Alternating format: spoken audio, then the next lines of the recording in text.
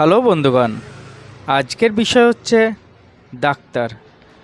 আমাদের সমাজে ডাক্তারদের বড় একটা ভূমিকা আছে। তাই ভগবানের পর মানুষ যদি কাউকে বিশ্বাস করে, সে হচ্ছে ডাক্তার।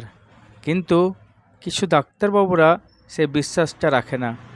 সাধারণ গরিব মানুষ যখন হাসপাতালে যায় আউটডোর চিকিৎসা করাতে, তখন ডাক্তারবাবুরা অত আগ্রহীভাবে দেখে না যতটা আগ্রহীভাবে ওরা ওদের চেম্বারের রুগী দেখে।